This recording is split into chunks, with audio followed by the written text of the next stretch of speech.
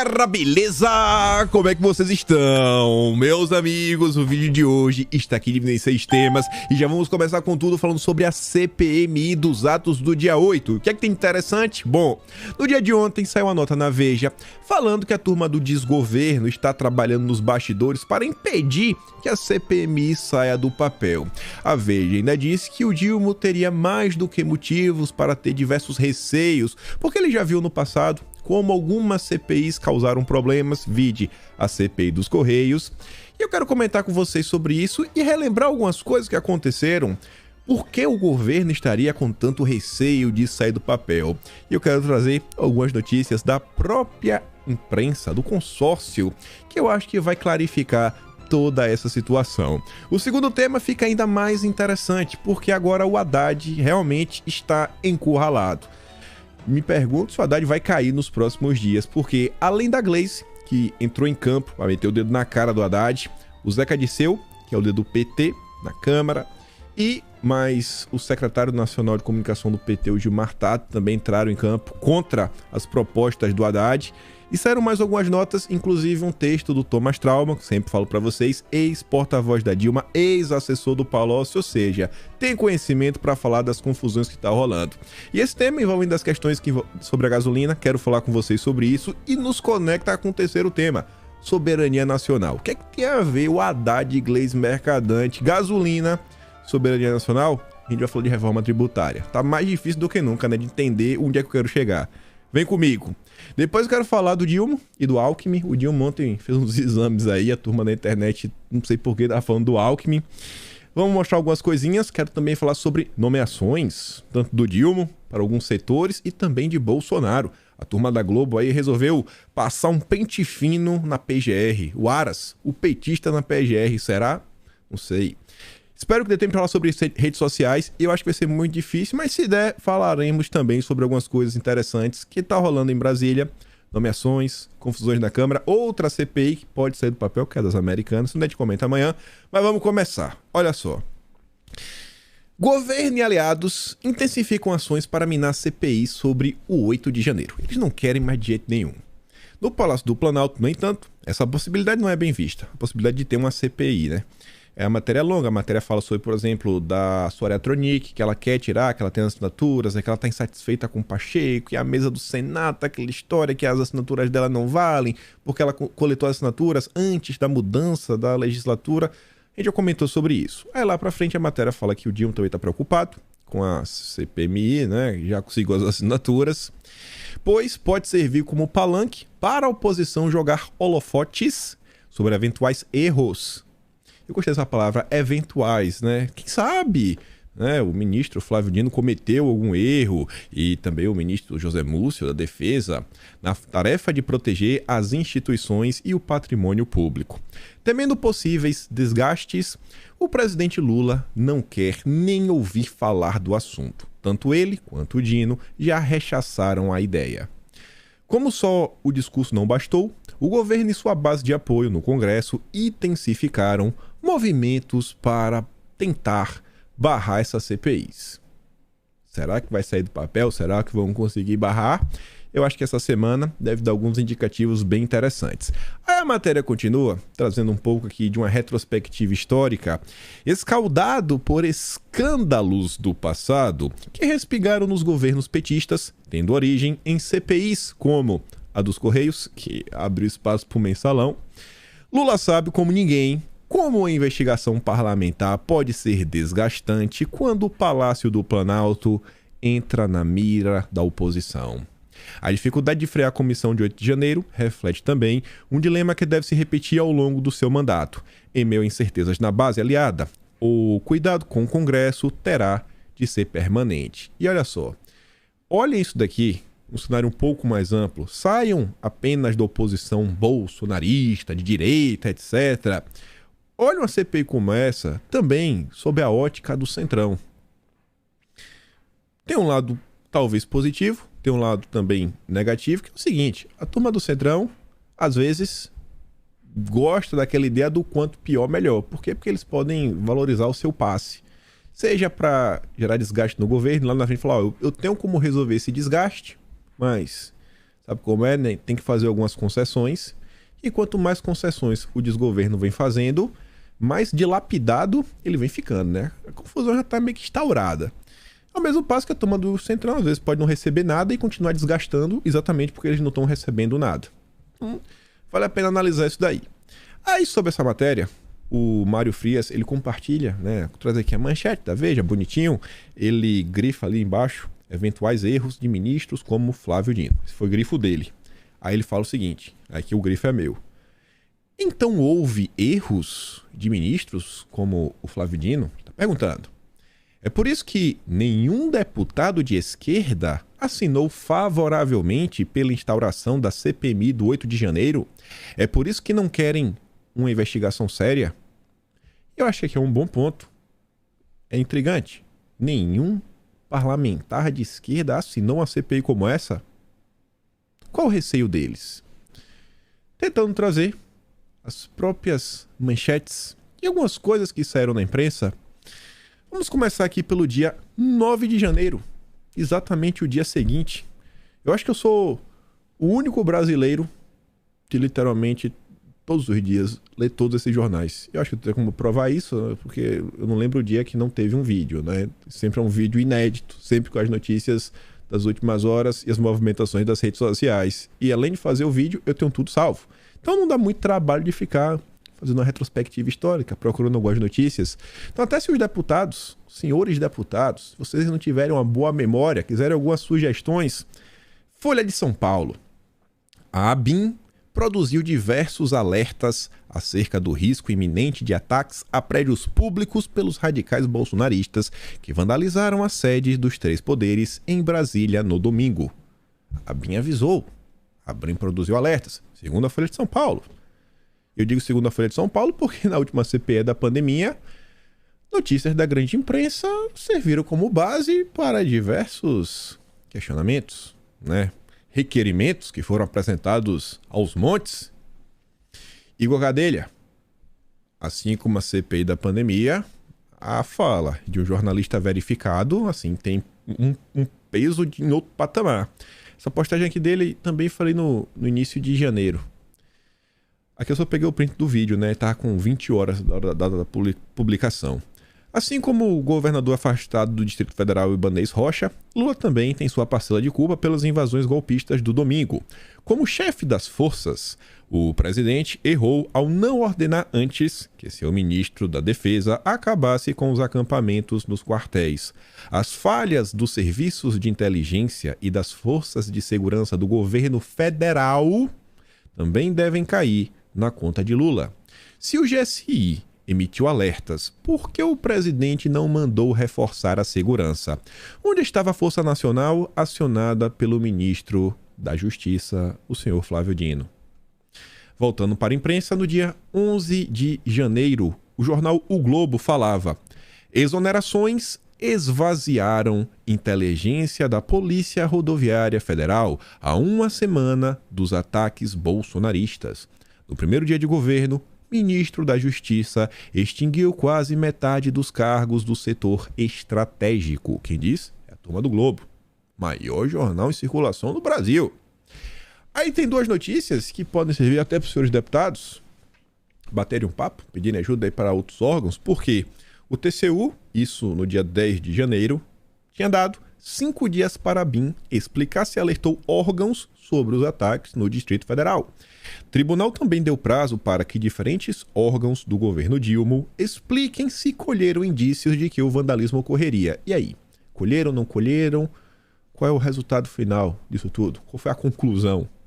E a Veja também alertava que o Ministério Público Federal seguia a mesma linha do TCU e cobrava explicações de autoridades da União, ou seja, do governo federal, e também do Distrito Federal sobre atos golpistas. Procuradoria apura se houve negligência das forças de segurança na movimentação de manifestantes em direção à Praça dos Três Poderes no domingo. E não para aí.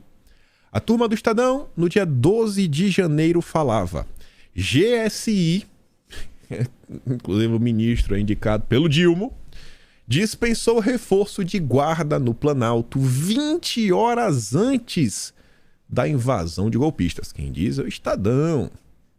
Plano escudo para a defesa dos palácios só foi acionado após os vândalos ocuparem sede do executivo. Gabinete de Segurança Institucional está sob desconfiança do governo Dilma. No dia 12 de janeiro, o Globo também apareceria falando: dispensado na véspera da invasão do Planalto, batalhão da Guarda Presidencial tem, na prática, duplo comando. Dispensado na véspera? Rapaz. Folha de São Paulo, 14 de janeiro. Relatório do Distrito Federal alertou o secretário para invasão e atos violentos 2 dias antes de ataque. E essa turma também avisou o governo federal ou não? O governo federal também tinha essa informação? Não sei. E, voltando aqui à Veja, que foi um dos que mais comentou sobre o tema, essa matéria foi realmente exclusiva e trouxe um a mais em comparação às outras, porque trouxe mensagens de WhatsApp. Mensagens obtidas pela Veja mostram negligência do GSI nos atos golpistas. Gabinete de Segurança Institucional avaliou que a manifestação não representava risco, dispensou reforço e não agiu para proteger o Palácio do Planalto. Será que o Dilma tem motivos para estar preocupado com base no que foi noticiado pelo consórcio? Não sei. Tem algumas matérias, né? Que a gente vai acumulando ao longo do tempo. Dessas matérias aí, quantas vocês lembram? Eu tô certeza que na cabeça de vários de vocês, você deve falar o seguinte: pô, eu lembro que tinha umas notas aí falando que podia ter tido uma confusão. Tá todo mundo com essa dúvida no ar. Mas quando coloca essas matérias em ordem, em sequência, a coisa fica mais estranha, né? Ainda quando são várias matérias de vários dias e de vários veículos falando sobre várias coisas diferentes. Vamos ver o que vai rolar. Vamos ver. Vamos esperar os próximos dias. Vamos falar do seu Haddad. Haddad não tá num bom momento.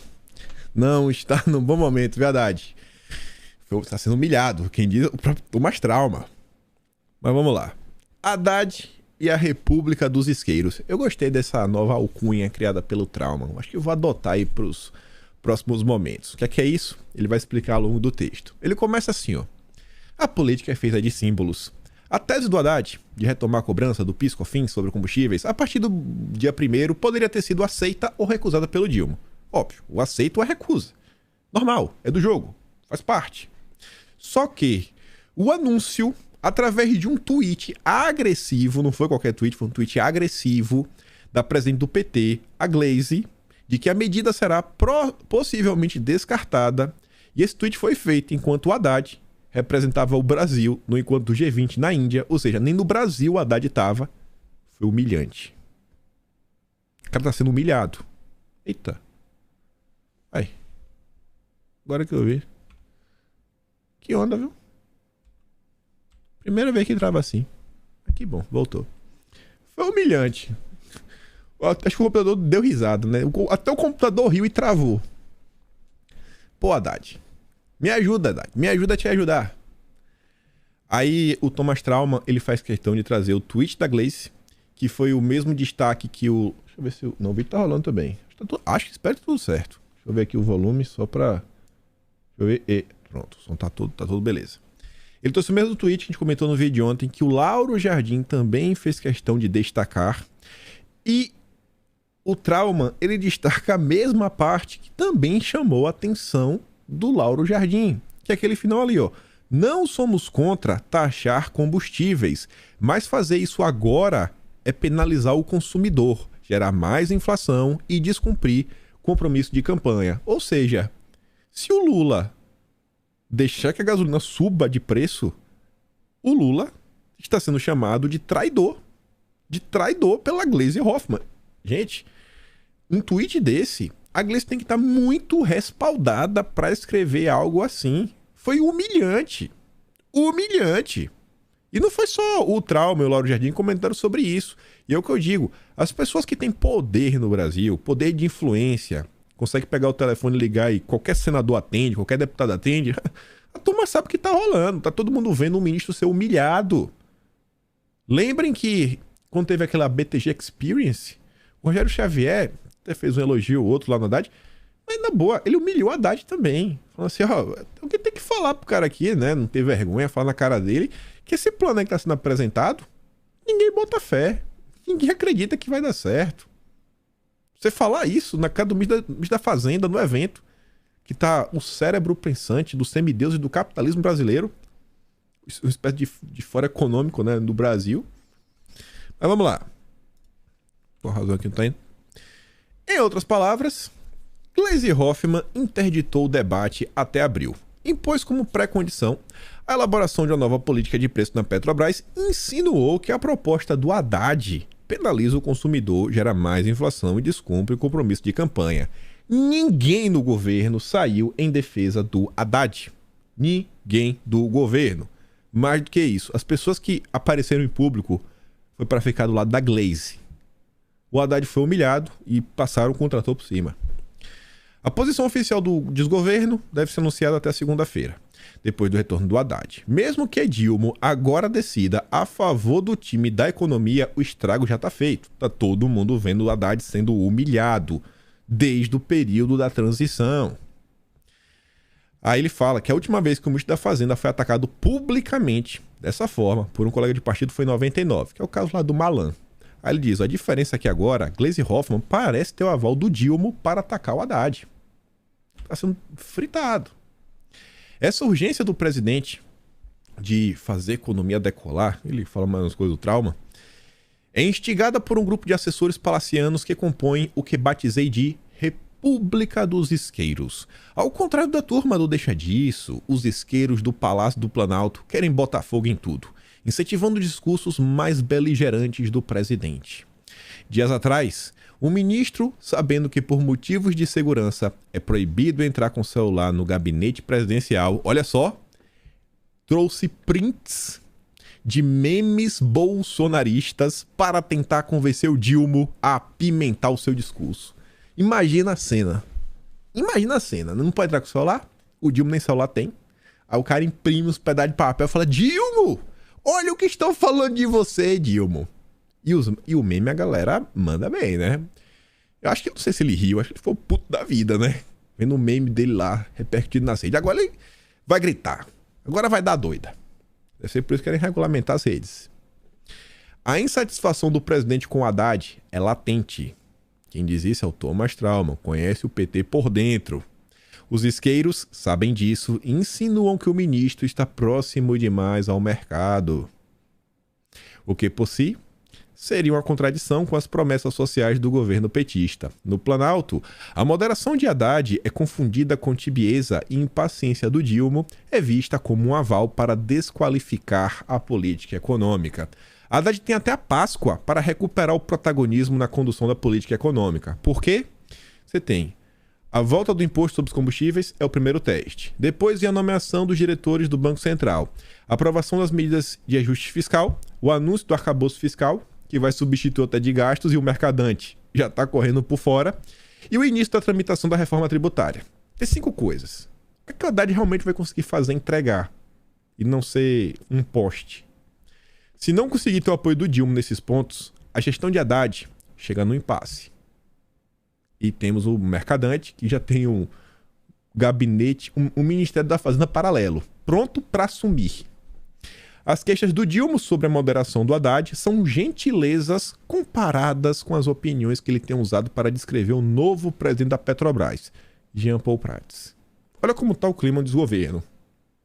Olha como está o clima. O vídeo anteontem eu coloquei o nome, dossiê da maquiagem.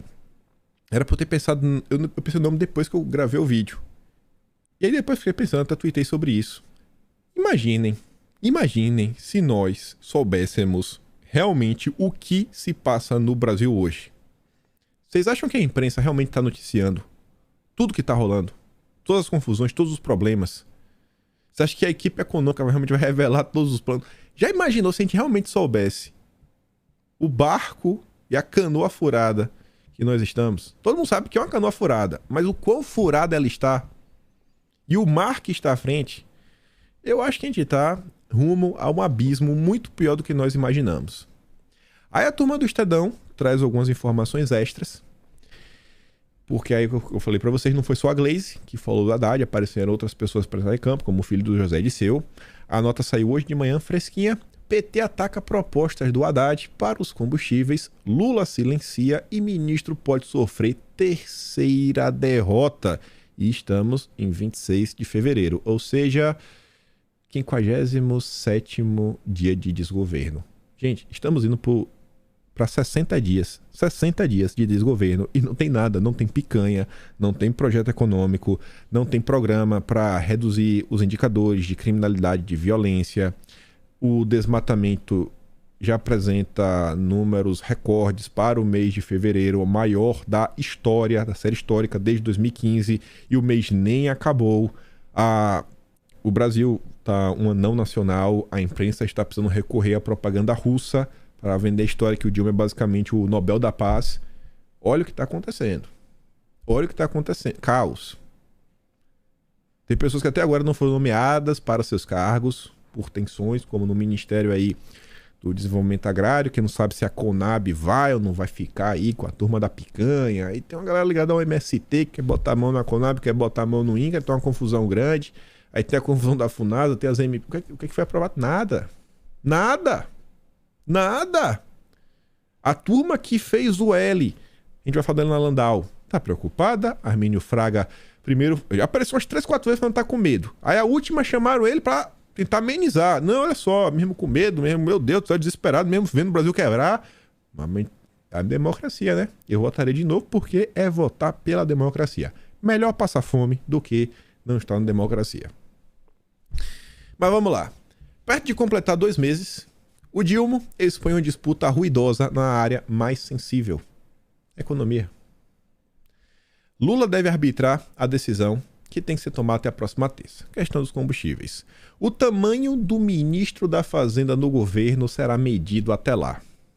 Tá todo mundo observando o que é o Haddad. Se ele é um ministro ou se ele é um poste.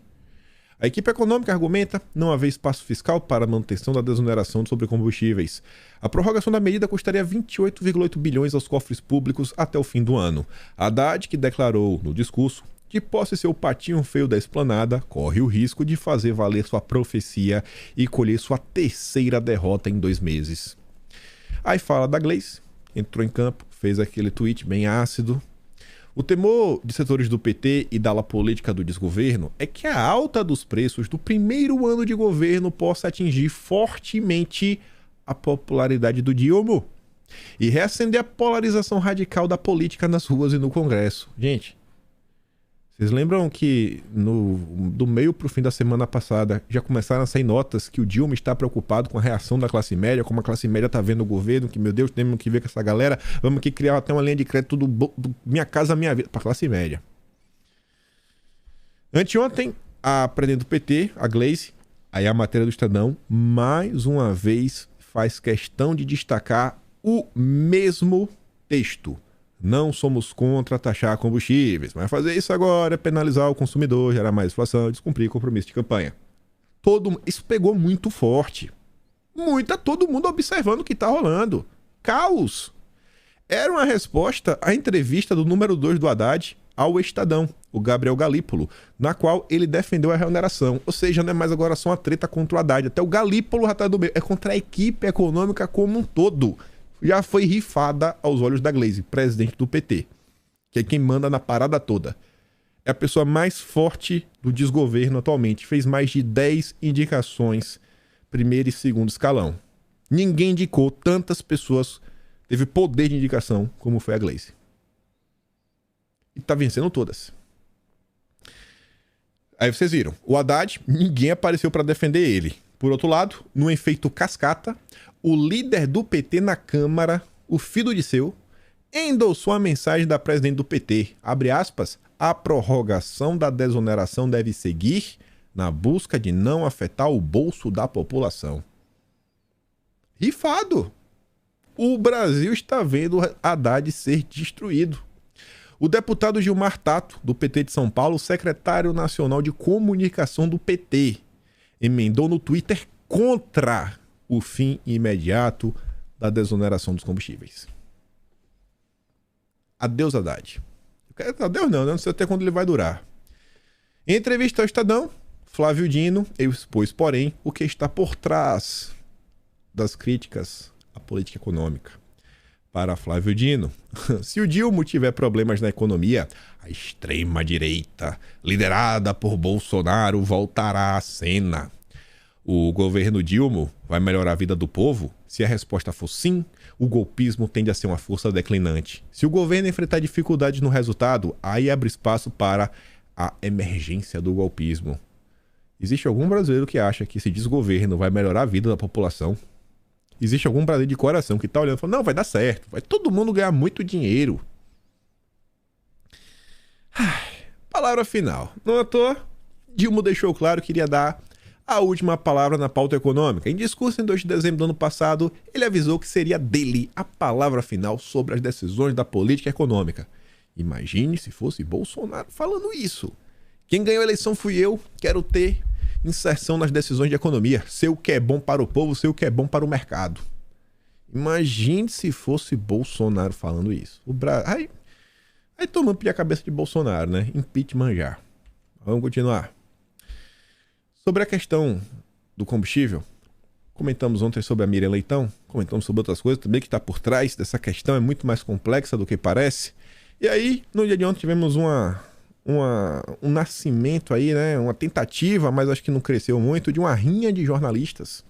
O Renato Souza, repórter Renato, deu RT na Miriam falando o seguinte, ó.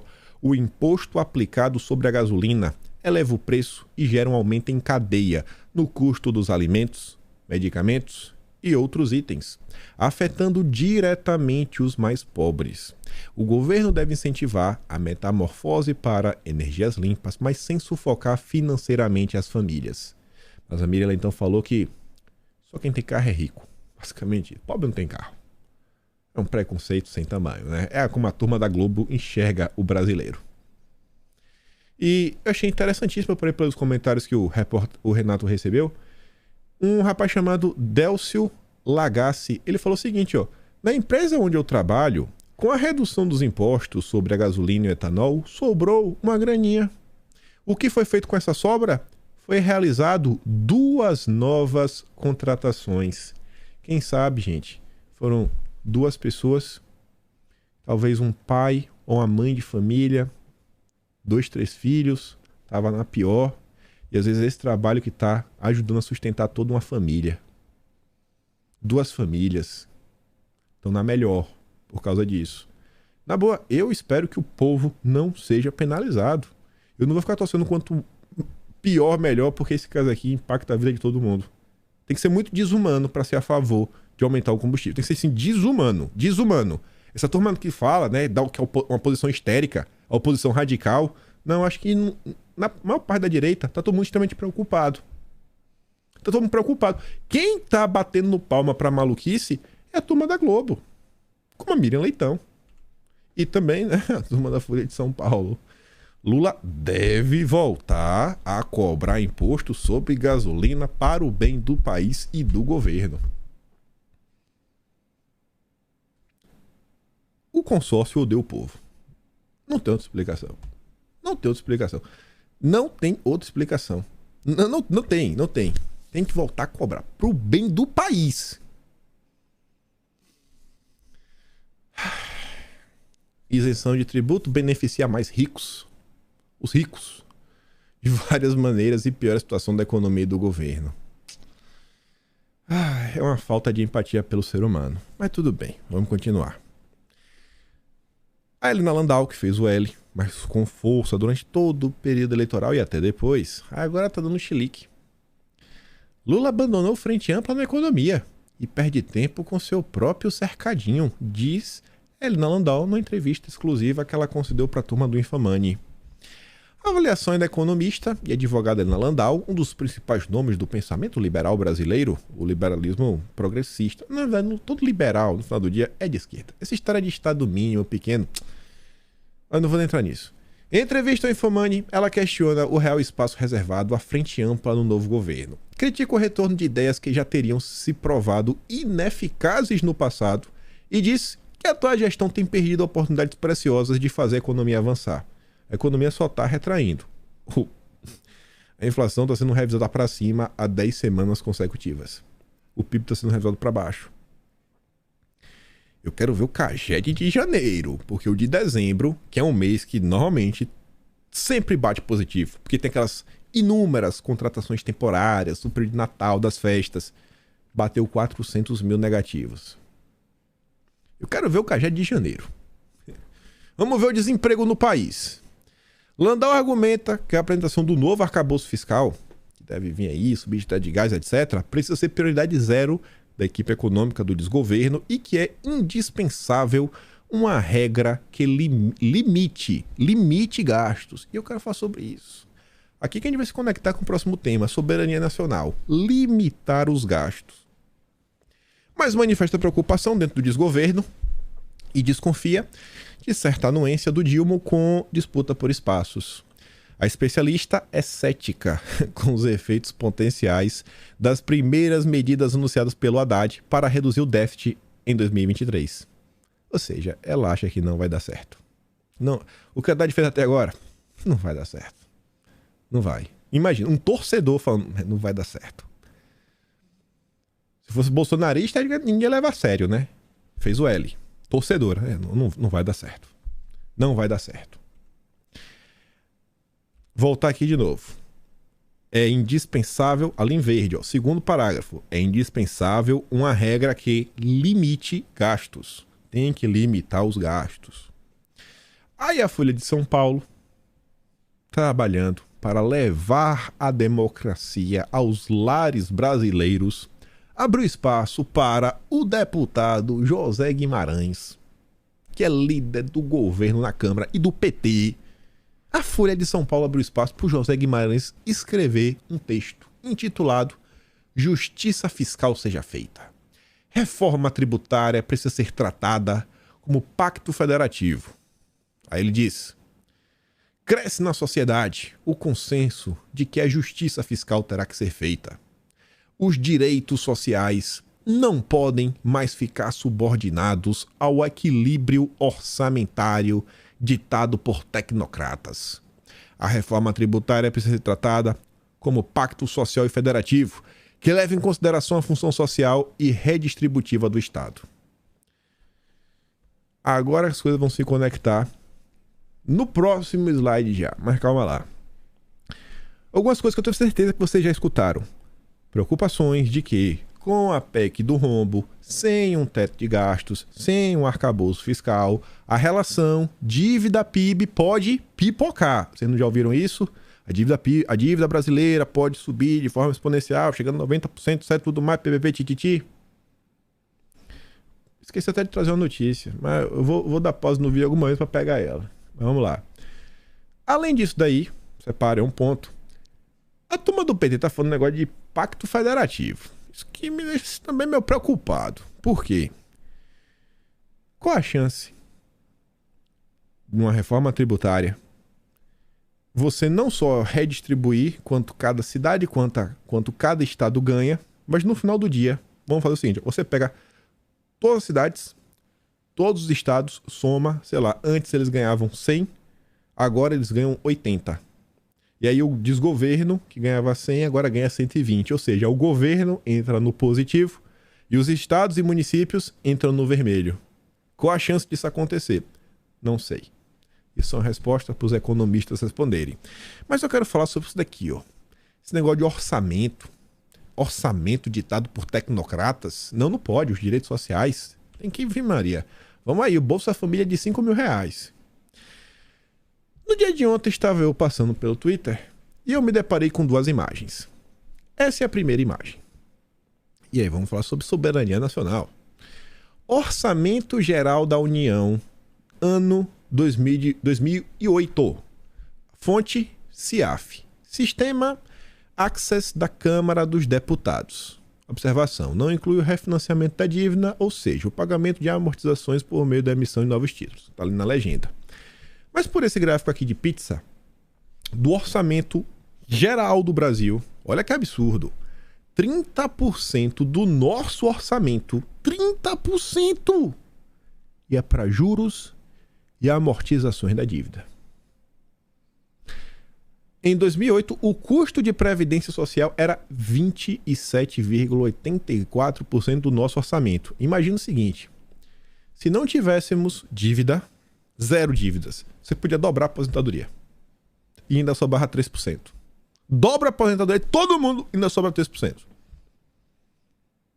Ou pega ali a transferência para estados e municípios e triplica. Em vez de 13, joga para 39. E ainda sobra uns porcentozinho para botar em outra coisa. Ou seja, a dívida, quanto maior a dívida, menor o orçamento para ser investido em outras áreas. Vocês entendem? Então, quando você aumenta demais essa questão da dívida, que o pessoal está comentando, que está muito preocupada, cada vez mais você vai pagar o quê? Mais juros. Quanto maior a dívida, maior que você paga, né? A parcelinha, isso é óbvio. Isso era 2008.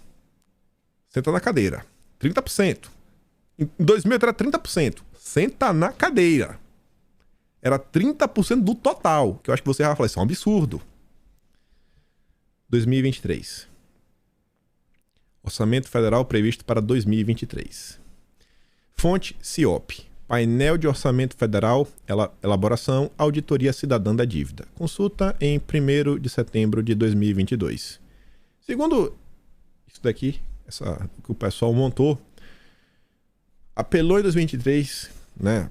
Isso aqui consultado em 1º de setembro, feito aqui pelo CIOP, 50,87%. É mais do que a metade. Imagina o seguinte, você vai comer uma pizza, metade da pizza. Se você já achar ruim o estado no teu pescoço, no teu cangote, imagina isso daqui.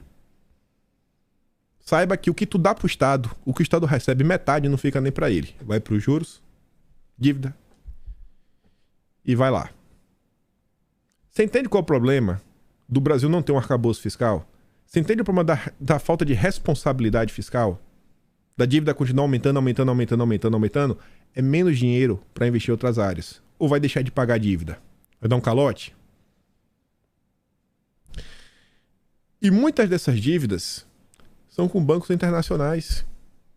Bancos internacionais estes, que muitas vezes que vai lá, empresta um dinheiro para o Brasil, faz uma coisa, faz outra, começa a fazer várias determinações. Tem que fazer isso, tem que fazer aquilo outro. Esse dinheiro não pode ser utilizado para isso aqui, não pode ser aquilo. Aí começa a querer dar um pitaco para um monte de coisa.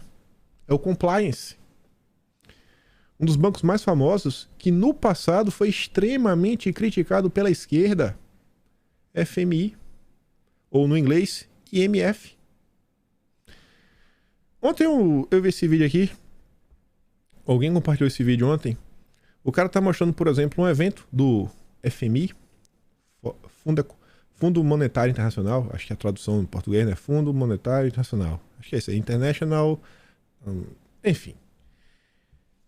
No evento lá, os provedores de serviços podem usar dados transnacionais para subscrever crédito para pontuação social, usando um exemplo de quantos cafés tomo todos os dias, onde tomo café e se usa o Uber. Os provedores de serviços financeiros podem usar esses dados para me fornecer uma pontuação de crédito. O FMI acha bacana essa história de crédito social. Bacana, interessante. Pode botar aí para ver se libera um empréstimo ou não para o cidadão. A partir do momento que você está devendo para um monte de gente, o seu poder de barganha, o seu poder de bater na mesa e falar, não, eu vou tomar a decisão aqui eu quero, do jeito que eu quero, é muito maior, né? Quando você está devendo, aí você tem que começar a fazer várias concessões. Ou seja, a soberania nacional, ela vai pro saco. Vai pro saco. É outro problema da falta de responsabilidade fiscal do desgoverno. Olha essa postagem de 2021. Goldman Sachs, Bank of America, FMI, Banco Mundial, todos estão adotando, integrando a agenda ESG, que o desgoverno vem abraçando. Este é o sistema de pontuação de crédito social mundial. Está aí a coisa mais próxima do MOTB que já vi por aí. Nenhuma compra ou venda sem lealdade. Ou você segue a regra ou você não vai conseguir. Você vê críticas que o pessoal vem fazendo. E esse sistema financeiro internacional, que a esquerda chamava do grande capital, da burguesia, né, do imperialismo americano, agora tá de boa. A preocupação é gastar. Vamos gastar. Seu score, sua numeração, o seu crédito pessoal, em breve pode depender do histórico da sua internet. Isso daqui ainda não avançou muito, Mas pra você ver o nível de discussão que rola. Que é um complemento ali da questão do FMI, ó. Aqui embaixo, ó. Os pesquisadores postaram que o FMI, né, o site do FMI sugere que companhias em breve podem estar utilizando muito mais dados para conseguir uma pintura mais acurada, né, mais precisa do risco que você tem quanto um pagador de empréstimo. Se você é um bom pagador, se você não é um pagador bom, ruim, etc., com base no seu histórico na internet. Imagina o acesso que cada dia estamos perdendo.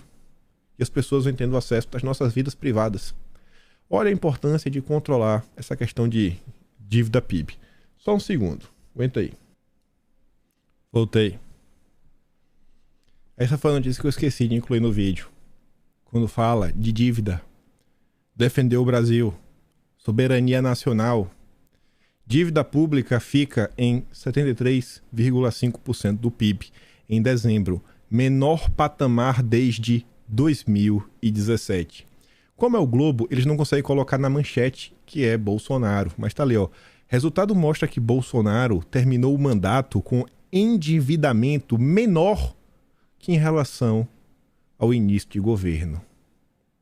Bolsonaro foi, eu acho que, o único presidente da história do Brasil, desde a nova república, né, a democracia que voltou, que pegou uma pandemia, como foi, que obrigaram as pessoas a ficarem em casa, pegou um conflito na Europa, que escalonou a inflação ao redor do mundo, isso num pós-pandemia, e ainda assim, criou auxílios dos mais diversos, ajudas para empresas das mais diversas, reduziu inúmeros impostos, filho dos combustíveis, e ainda assim, entregou um país com a dívida menor do que quando ele pegou. Como é que eu não passo o pano pra esse homem? Como é que eu não passo o pano pra esse homem? Refuta aí, comuna. Refuta. Tá no Globo. Refuta. Refuta. São números. Briga com a realidade. Miserável. Saudade do Jair, viu? Mas vamos voltar. Vamos voltar. Ainda sobre a soberania nacional. Soberania nacional. Cristo Redentor. Nada contra. Não tô aqui para julgar o mérito. Se a iniciativa tivesse vinda do Brasil, eu até entendia. Mas a embaixada americana fez questão de esfregar na cara do brasileiro. Falando o seguinte, ó. Hoje a estátua do Cristo foi iluminada com as cores da bandeira da Ucrânia a pedido da embaixada e consulados dos Estados Unidos. Como assim, rapaz?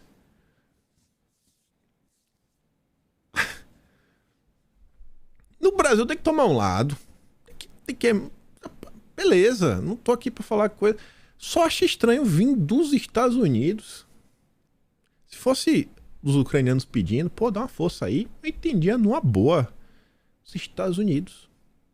Se lembra? Você com certeza, você que não é tão velho assim, que tava lá na escola, na faculdade, não aguentava ver o seu professor falando do imperialismo norte-americano. Olha aí agora. Faz o L, miséria. Faz o L. Faz o L. Faz o L. Faz o... É desgraça do L, ó. Um grupo europeu comprou uma fazenda maior que a cidade de São Paulo, na Amazônia, de forma irregular, segundo o INCRA, que pediu anulação do negócio. Estrangeiro não pode comprar no Brasil. Gente, olha só, vocês estão entendendo só? Grupo europeu. Europeu. A turma que cria a due diligence. Ai, eu não vou comprar carne do Brasil. Ai, porque o peido da vaca do seu Zé... Não. Aí tá aí. Olha. Meu Deus. Exportando madeira nobre, mogno e cedro pro europeu, enquanto você fica com seu armário caquético, mofado, caindo nos pedaços de MDF. Seu armário... de MDF. Ai, me segurei agora, viu? E tá lá cedro, mogno pro europeu, e você tá com seu armário de MDF. Faz o L, irmão, faz. Com força. Liga pro Leonardo DiCaprio. Chama os Vingadores.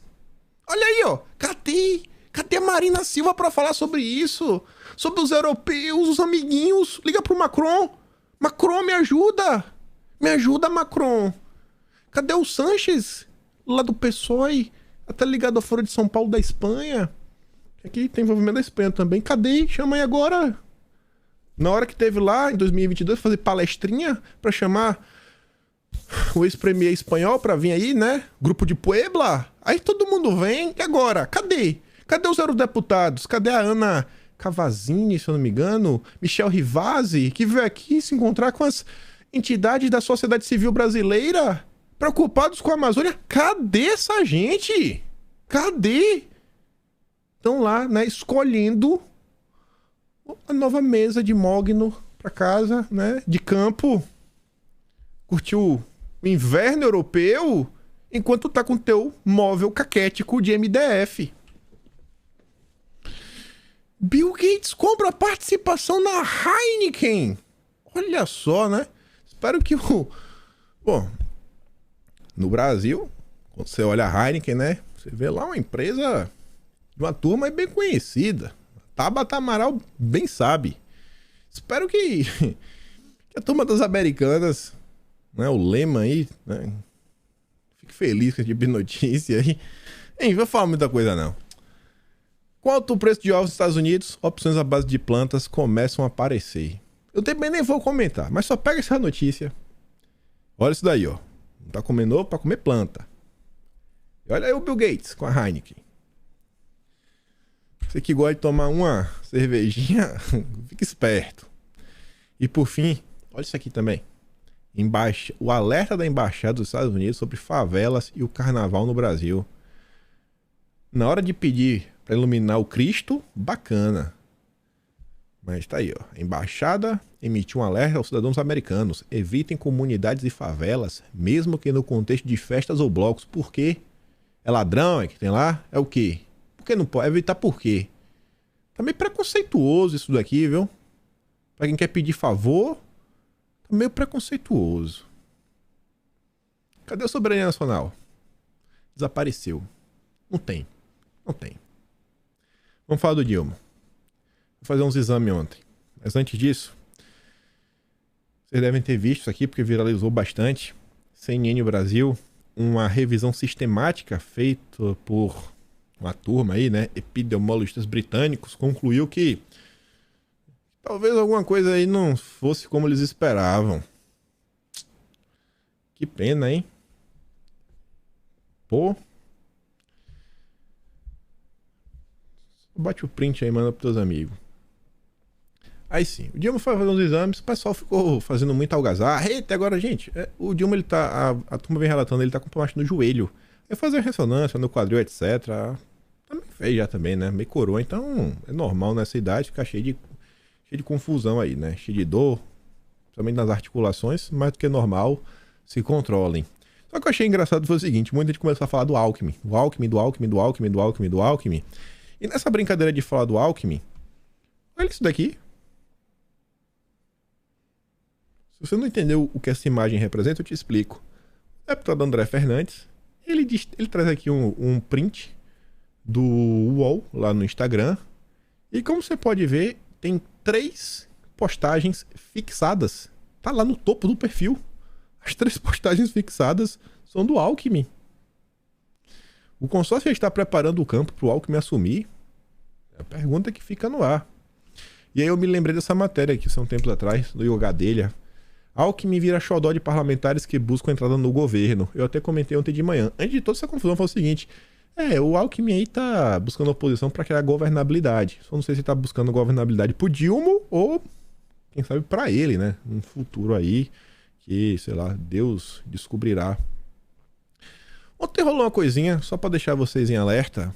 Eu duvido, mas duvido de coração que o Tarcísio esteja vendo o que está acontecendo, porque ele está muito ocupado cuidando de seres humanos, cuidando de uma tragédia, uma catástrofe, né? Não tá com tempo para tretinha de internet, briguinha besta. Mas o senhor Guto Zacarias, do MBL, tava xingando o Bolsonaro nas redes sociais. Xingando das piores coisas possíveis. Pegou tão mal, mas tão mal, tão mal que ele tava fazendo que ele apagou o tweet e fez textão pra tentar se desculpar. Falando assim, ó, amigos, está rolando um barulho pelo meu tweet de hoje à tarde atacando o ex-presidente Jair Bolsonaro. Ele tenta fazer uma meia-culpa. Você vê que ele assume que tá atacando o Bolsonaro. Aí a turma do MBL entra em campo falando o seguinte, ó, esse já se perdeu. Virou um novo holiday. Renan Santos vai deixar se criar outro holiday no movimento? Aí o Renan Santos diz, ó, não. Ele é líder do governo, ou seja, as críticas eles continuam fazendo, eles continuam vendo tudo do mesmo jeito, mas o Renan Santos, de forma ditatorial, obrigou o Guto Zacarias a apagar a postagem. Por quê? Porque o MBL tem interesse em surfar com o carguinho para, nas eleições de 2024, tentar eleger a sua turma. Meu Deus do céu. Eu duvido que, sem ironia, eu duvido que sequer o Tarcísio esteja sabendo disso daqui. Inclusive até porque quem fez essa nomeação para vice-líder foi a União Brasil. Não é o Tarcísio, o Tarcísio escolheu o Guto Zacarias, eu gosto do Guto Zacarias. Não tem nada a ver isso daí. Mas é isso que aguarda aí, né, a cidade de São Paulo. Eu não sei como essa turma ainda tem coragem de aparecer em público depois do que eles vão fazer lá na Ucrânia. Mas tá aí, esse é o MBL. Quando vocês acham que não tem como descer mais, eles vão lá e descem, né? Cava. No meio de uma tragédia, estão lacrando. No meio de uma tragédia, tá lacrando. Assunto variado. Sem muita coisa. Vladimir Aras, membro aí do Ministério Público Brasileiro, traz aqui uma notícia falando que o novo juiz da Lava Jato se identificou como Lu-22 no sistema de justiça no Paraná. Meio estranho, né? Fica parecendo que Lula. Meio estranho. Então teve uma repercussão aí, isso até no Globo. Então, só para comentar com vocês. Sobre o judiciário, só aqui da Bela Megali, que só uma coisa chamou minha atenção, que foi a naturalidade como a Bela Megali informa ao Brasil que, assim, ó, o Dilma hoje disse que o critério que vai definir seu escolhido para a corte mais alta do país não será o do apoio político e nem de representação de determinados segmentos. O que, beleza, né? Normalmente o pessoal fala em notório saber jurídico. Seu julgamento pessoal é o que vai pesar na escolha dos candidatos. O presidente destaca que seu indicado terá duas características: lealdade e não ter medo de se posicionar contra a opinião pública. Lealdade? Tu já pensou se Bolsonaro fala isso? Já pensou como seria uma nota como essa? Caos. Naturalidade é demais, né? A mesma turma que criticou Bolsonaro por muitas coisas, etc, isso, aquilo, outro, etc, que fala em lealdade, falei pra vocês, passou um pente fino, né? PGR de Aras se alinhou a Bolsonaro e filhos em 95% das manifestações na mais alta corte do Brasil. O petista na PGR 100% alinhado. 95% aliado, não é 100%. 95% alinhado, Bolsonaro. Eu falo pra vocês, Bolsonaro ele pode não ter feito a melhor das indicações para os cargos, etc, tudo mais. Mas, gente, quando você olha assim, em termos, né, mais amplos, cenário mais macro, tentar dar uma respirada, acalmada, e você faz inclusive um comparativo, você vê que acaba por destoar as nomeações que Bolsonaro fez. Você vê aqui, não foi Bolsonaro que nomeou, mas que vem a reboque pela questão do Aras. PGR pede ao Supremo retomada de processo sobre doações ao Instituto Lula. PGR que pediu, né? Aí era questão de colocar Lindora, só faltou chamar de... Não sei se chamou de bolsonarista ao longo da matéria, mas entendem como são as coisas, né? Só aqui fazer um pequeno paralelo. Aqui é um tema que eu acho que deveria preocupar os democratas. Ortega proíbe procissões de Páscoa na Nicarágua. E o Eduardo Cunha fala o seguinte: até quando esse cara vai continuar desse jeito? Sem que ninguém que defenda a democracia o questione. Cadê o governo que finge apoiar a democracia? Até o Cunha tá questionando. O Brasil não cansa de me surpreender. E vai dar tempo só de comentar algumas coisas. Saíram algumas notas que eu fico de cara. O Daniel César do IG falou que recebeu com exclusividade, soltou a nota aqui que eu não vi em outro local, que o gabinete do ódio acabou. Diz o relatório. Eita, agora acabou? Uma das maiores criações, embora ilegal, do mundo digital brasileiro já não existe mais. Segundo o documento que a coluna teve acesso, desde a posse do Dilma até o início do carnaval, caiu consideravelmente postagens de apoio a Bolsonaro feitas por perfis considerados bots, ou seja, robôs. O laudo mostra que eram eles que massificavam as mensagens que os líderes do bolsonarismo queriam que se espalhassem pelo país. Em 2 meses de novo governo, o gabinete do ódio foi desmantelado. E já não há em qualquer rede social o movimento que o brasileiro se acostumou nos últimos anos. Oh, meu Deus. Bastava uma postagem de elogio ao PT ou uma crítica a Bolsonaro que jorravam comentários em forma de ataque. 70% disso era bot. Como o gabinete do ódio atuava com a máquina pública e dentro do Palácio do Planalto, a inteligência do desgoverno indica que a falta do poderio da administração impediu a continuidade do grupo organizado. Aí eu fui me perguntando o que é que tinha de especial que só funcionava no Palácio do Planalto. Supercomputadores? Energia elétrica infinita? Não sei. Chips de celular da BIM? O que é que tinha por trás do gabinete do ódio? Eles podiam revelar, né, para o Brasil, para saber quais eram os meios, as ferramentas utilizadas. O documento indica que ainda restam bolsonaristas convictos nas redes, mas eles se tornaram incapazes de seguir o modus operandi de antes, por não haver uma estrutura organizada por trás. Mas há uma ressalva. Cuidado. O Congresso, e por quê? O alerta da inteligência é que o gabinete do ódio se transfira para algum deputado federal ou senador, que usariam a mesma estrutura para reorganizar o bolsonarismo ou para fazer nascer uma nova estrela política usando a mesma tática.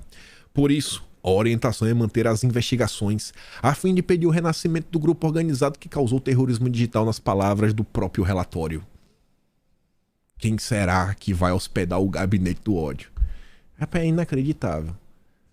É inacreditável. 2019 até 2023, foram 4 anos. Acho que a primeira vez que o termo gabinete do ódio foi utilizado foi em setembro de 2019, se eu não estou enganado. Acho que a primeira pessoa que escreveu uma matéria sobre isso foi até a Vera Magalhães. Tenho quase certeza que quem criou essa alcunha. Até agora, de coração, eu queria entender, não apareceu uma única matéria mostrando qual era essa tal estrutura de supercomputadores, programas, software, o que é que está por trás disso. E agora acabou. Acabou. Acabou. A inteligência descobriu que acabou. Mas não consegue explicar como foi que eles criaram essa estrutura, né? Que baita inteligência. E a imprensa noticia. E isso tudo não é aleatório. Por quê? Tem um ponto que ele vai avançar alguma coisa nesses governos. Eu acho impossível não avançar. Que é a questão sobre a regulamentação das redes. O governo quer a todo custo regulamentar. É uma regulamentação que vocês sabem, né? Onde é que eles querem chegar. O Estadão fala o seguinte, ó. O governo se divide sobre estratégia em relação ao pele das fake news. O Flávio Dino encaminhou sugestões para o Orlando Silva, mas o Planalto também deseja encaminhar propostas ao deputado. A versão entregue ao Dino Orlando foi a mesma apresentada ao Dilma, mas que não avançou. Já a nova versão deve ser elaborada principalmente pela Secretaria Especial de Comunicação. O relator tem conversado diretamente com o secretário de Políticas Digitais da SECOM, o João Brant. E esse cara aqui ele já foi criticado até pela esquerda, a esquerda nacionalista. Apontou que ele tem ligações com essas ONGs, que até o Soros aí, né, gosta de patrocinar, enfim. Aí, diante desse cenário todo, caótico, que você vê o que está acontecendo, aparece o Mário Sabino, com aquela tese do Felipe Moura Brasil, que a culpa do Lula ter voltado é do bolsonarismo. Não é do consórcio, não é do bolsonarismo. Não tem nenhum, o único culpado foi o bolsonarismo que ressuscitou o Lula, não foi o consórcio. Ajoelhou no altar de São Stalin, tem que rezar. Aí o Mário Sabino diz que ele está convicto que Jair Bolsonaro foi o milagre de São Stalin, padroeiro das causas reencontradas. Aí ele fala assim, ó, vamos voltar 20 anos atrás. Em 2004, primeiro mandato do Dilma, em meio às primeiras denúncias de corrupção, perpetrada por um alto comissionário petista, o Guia Genial dos Povos e seu partido lançaram a ideia de criar um Conselho Federal de Jornalismo a fim de orientar e fiscalizar a imprensa. Aí o Mário Sabino coloca a fala do Dilma da época, abre aspas. Eu acho que é uma instituição que possa orientar eticamente, profissionalmente e culturalmente é extremamente importante.